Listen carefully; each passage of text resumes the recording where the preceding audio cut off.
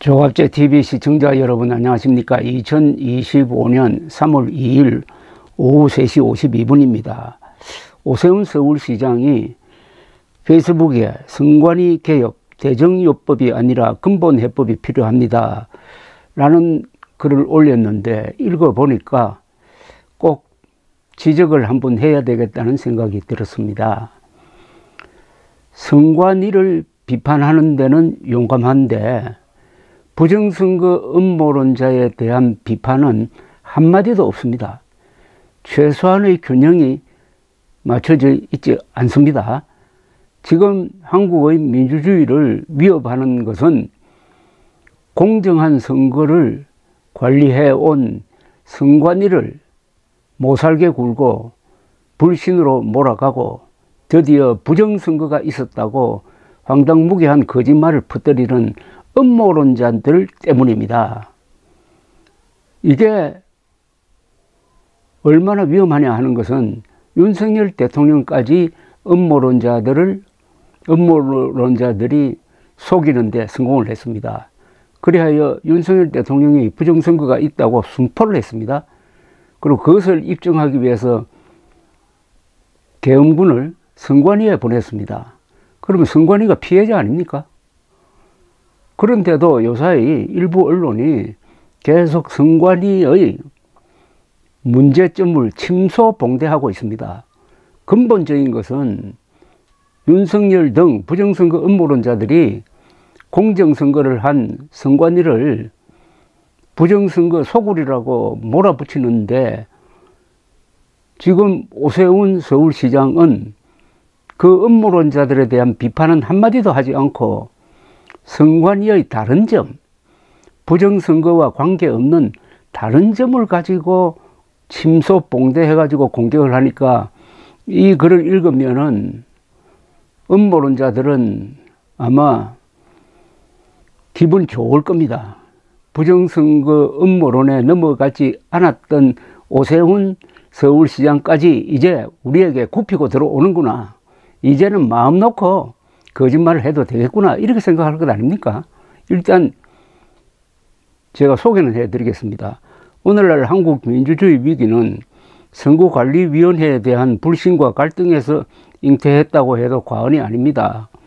대부분 선관위가 자초한 일입니다. 아니죠. 대부분 음모론자들이 일으킨 선동 때문입니다. 이렇게 해야 정확한 말이 되는데 선관위가 그러면 부정선거를 했다는 이야기입니까? 부정채용, 감사 거부 등 제어장치 없이 독주하는 작검의 시스템이 낳은 결과물이 부실선거 논란입니다. 이렇다 보니 국민은 선거에 의구심을 품게 되고 그로 인해 극심한 갈등이 벌어지고 있습니다. 완전히 음모론자들의 비비 맞춰주는 이야기입니다. 아니 시스템이 낳은 결과물이 부실선거 논란이라고요? 지금 부실선거 논란이 아니라 부정선거 논란이 일어나고 있지 않습니까?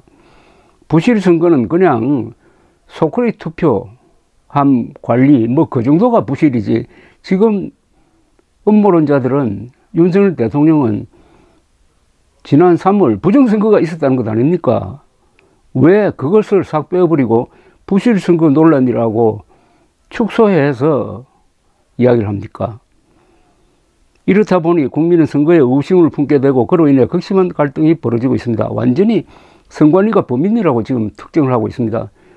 작금의 이 대소송의 범인은 부정선거론자들이고 부정선거론자들에게 넘어간 대통령 아닙니까?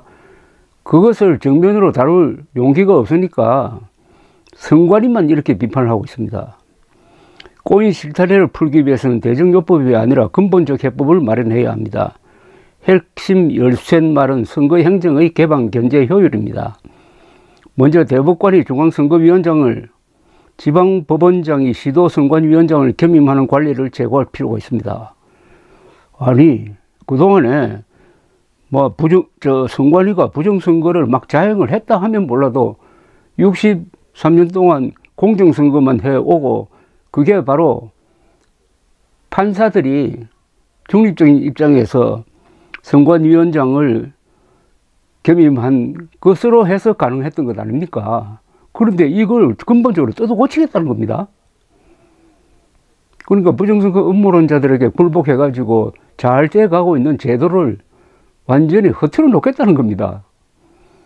법관의 선거위원장 독점은 우선 상권분립의 원칙에 맞지 않습니다.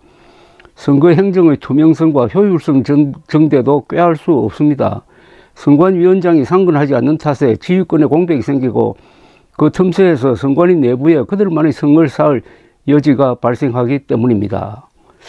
이것도 새로운 학설이네요. 법관의 선거위원장 독점은 상권 분립에 맞지 않는다고요? 그래서 부정선거가 있어 왔습니까? 상권 분립의 원칙에 맞으니까 지금까지 제대로 기능한 것 아닙니까? 그러면은 선관위를 자유당 시절 때처럼 내무부 소속으로 해버릴까요? 그럼 어떻게 되겠습니까? 지난 63년 동안 선관위가 관련된 부정선거는 한 번도 없었다. 이 이상의 증명이 어디에 있습니까? 그런데 근본적으로 뜯어고치겠다는 겁니다. 잘 나가는. 거기다 선관위 내에 부패가 발생해도 선관위원장이 법관이기에 법원의 공정한 판결을 기대할 수 없습니다. 그럴까요? 같은 판사끼리 봐준다는 이야기인데 이건 너무 비약이 아닙니까? 이 문제를 타개하기 위해 선관위원장을 선거행정 전문가와 타 기관 공직자 등에게 개방하고 그중 최선의 인사를 기용해 안정적 임기를 보장해야 합니다. 그러면은 내무장관이라든지 부총리가 중앙선거관리위원장이 되면은 그 공정하게 보입니까? 타 행정기관에 개방을 해야 된답니다. 그러니까 처음 문제의 진단을 잘못하니까 대책이 이렇게 엉뚱하게 나오는 겁니다.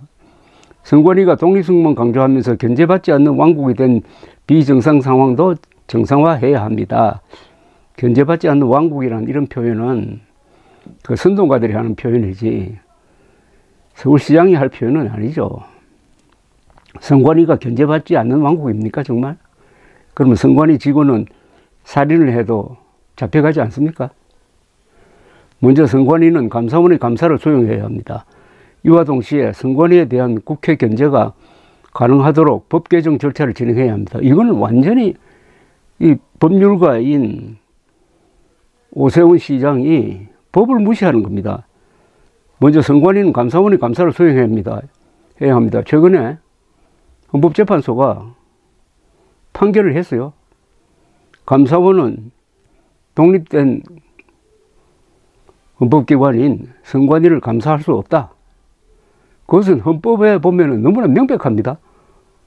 감사할 수 없는 게 이게 합헌적인 결정이었는데 무슨 자격으로 헌법재판소의 결정에 무슨 자격으로 오세훈 시장은 불복을 합니까?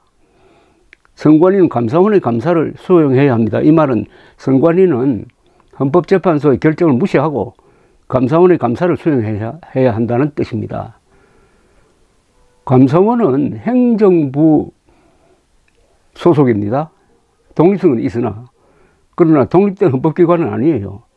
그러니까 이 감사원이 독립된 헌법기관, 국회, 헌법재판소, 선거관리위원회를 감사할 수 없다는 것은 명백한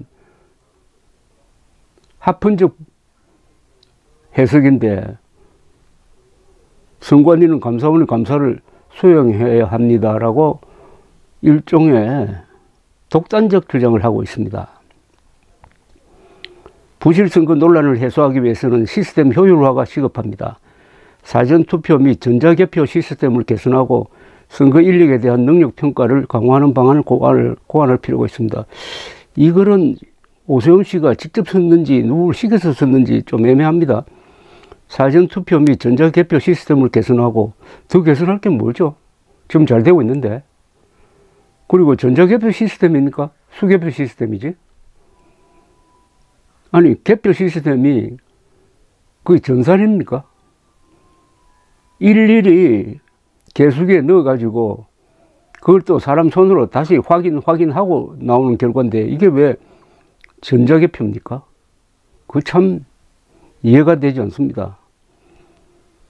대한민국도 달라져야 합니다. 선관위와 감사원, 헌법재판소, 법원 등 국가기관의 신뢰와 공정을 바로 세우는 일이 성숙한 선진국으로 가는 첫 관문입니다. 성숙한 선진국으로 가려면은 오세훈 서울시장처럼 책임 있는 자리에 있는 분이 국가적 진실을 지키는 겁니다. 선관위에 의한 부정선거는 없었다는 게 1 더하기 1은 2처럼 국가적 진실입니다. 여기에 도전하는 사람들에게는 설득을 해야 됩니다. 설득을. 부정선거는 없었다 하는 주장을 과거에 오세훈 씨가 2020년 총선에서 낙선한 다음에 했습니다. 그때는 참 용감하게 했어요. 왜 그 태도를 지금까지 유지하지 못합니까? 부정선거 음모론자들이 좀 힘이 세워지니까 이번 경선 과정에서 그 사람들을 자극할 필요가 없다고 생각해서 이런 글을 씁니까? 그럼 아예 침묵을 하든지.